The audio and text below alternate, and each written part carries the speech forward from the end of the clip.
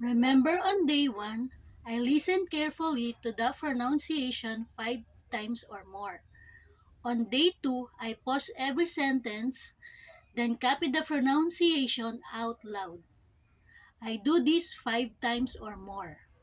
On day 3, I read the training text aloud and record myself. I compare my pronunciation to AJ's. I do this 5 times or more. On days 4 and 5, I track AJ's audio. I listen and speak at the same time with no pausing.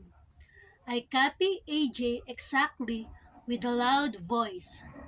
Am I learning to speak with a clear accent? Yes, I am. Why?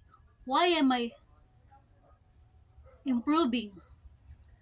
I'm improving because I practice. I practice every day, every single day. You know why?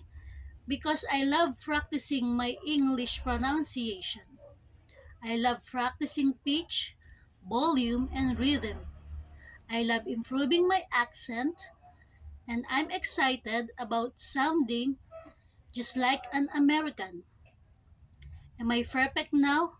Of course not, but I am improving day after day after day after day.